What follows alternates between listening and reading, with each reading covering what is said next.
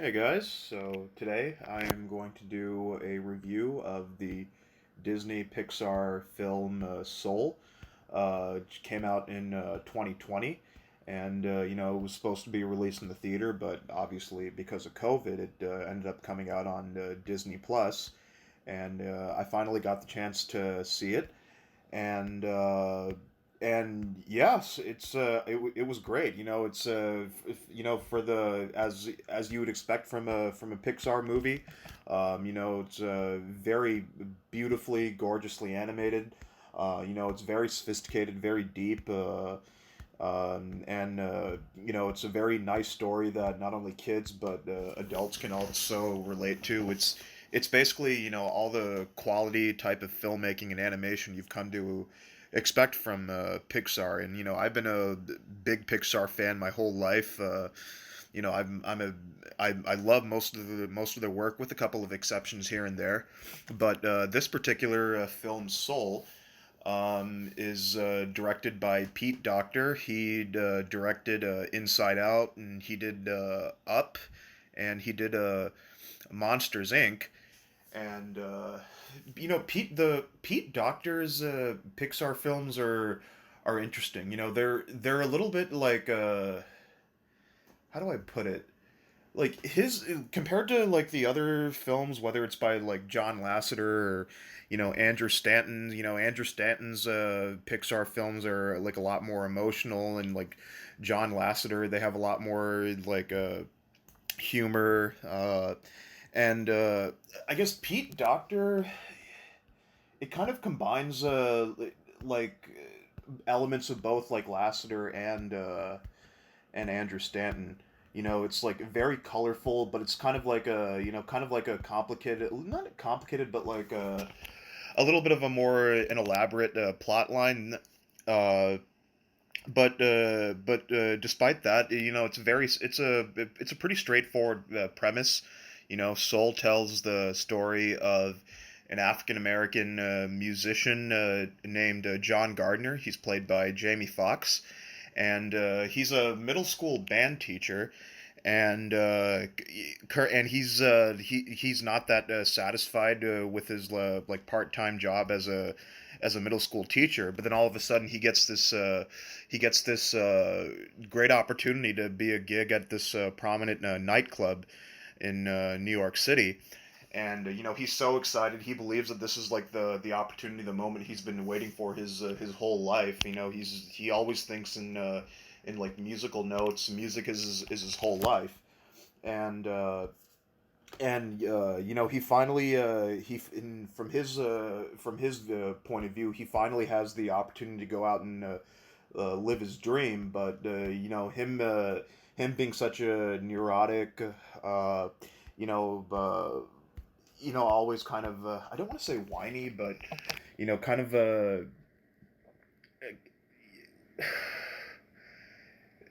kind of like an all over the place person. He's not all that mindful. He ends up getting hit by a car, and he seemingly dies. And then when he awakens, as you probably seen in the trailer, he becomes he goes not in not necessarily the afterlife, or what they call like the great beyond, which is like an allegory for like heaven and the afterlife, but he goes to what they call in the movie the great before.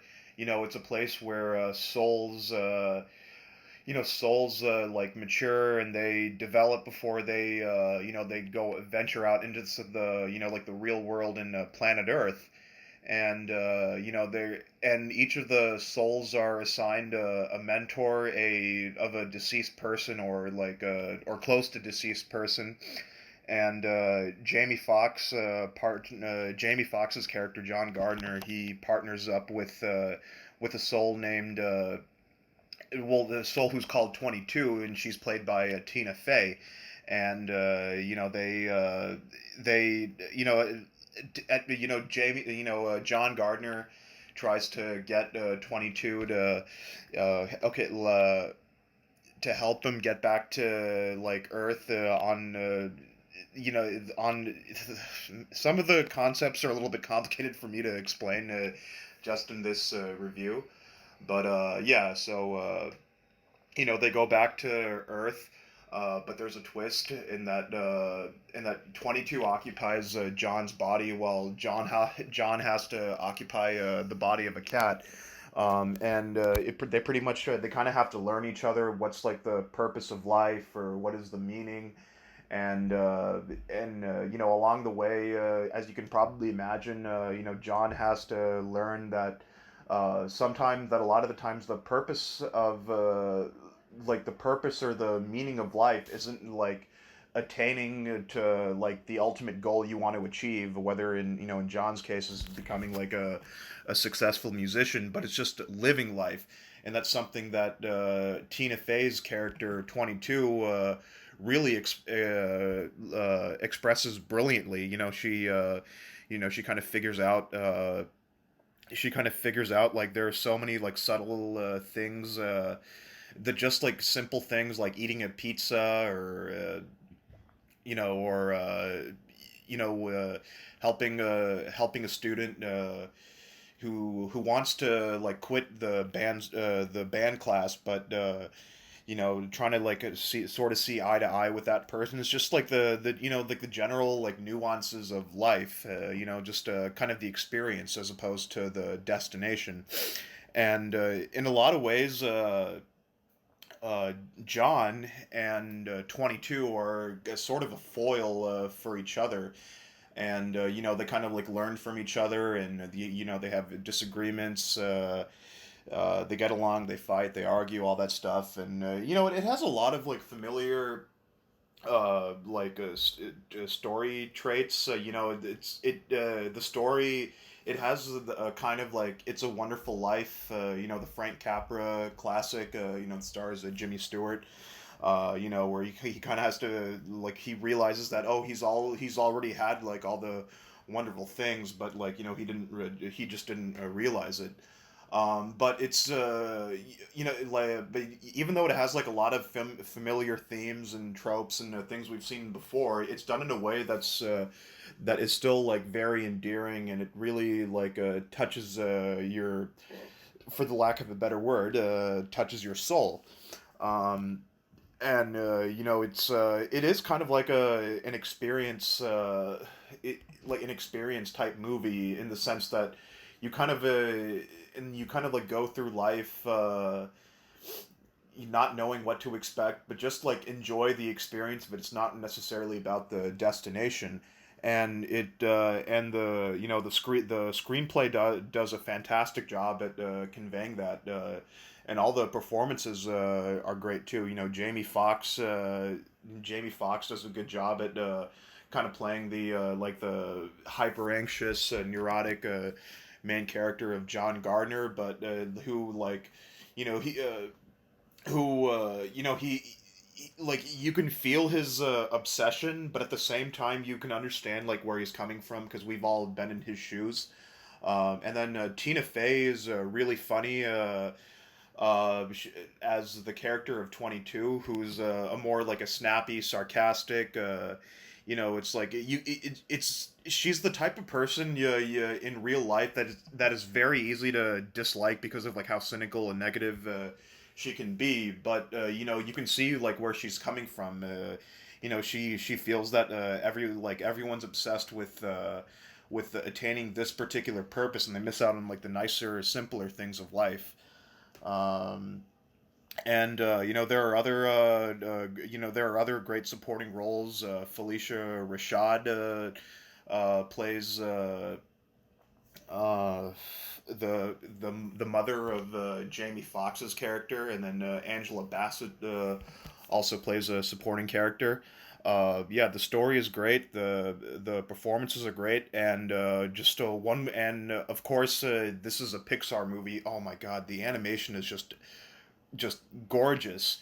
And there's one word that, when it comes to the visual style of this particular film, Soul, that really, like, I think encapsulates like the whole movie for me, at least in terms of the looks. It's just surrealist.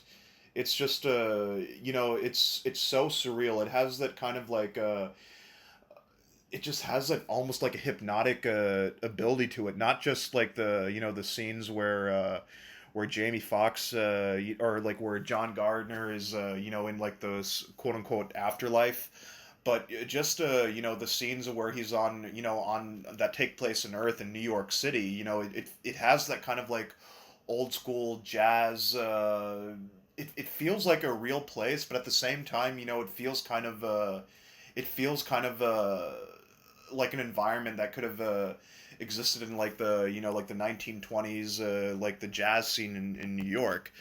It's so gorgeous, so gorgeously animated. The animation style in a lot of ways reminded me of Coco, which came out just like 2 years before Soul came out.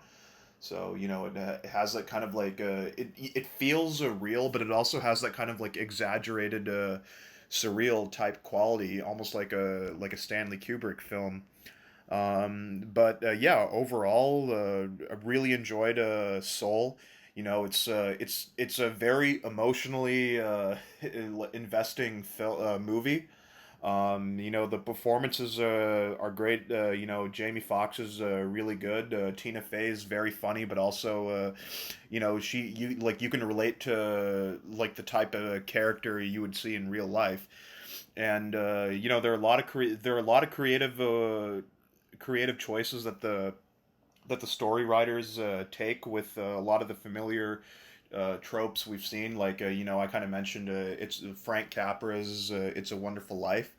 But there are enough like creative like variations and nuances that it really makes Soul a very unique original movie experience. So I would very much recommend it. It's a very beautiful, very endearing, and just a very enjoyable like not just an animated movie, but just a very enjoyable moving film in general. And yeah, it's like I said, but I can't emphasize enough. This is what you come to expect from Pixar. Top notch story, unbelievably beautiful, gorgeous, and expressive animation, and great performances, great humor, and yeah, that's all there is to it. So that's my review of Soul, and check it out on Disney Plus. And I'll talk to you later.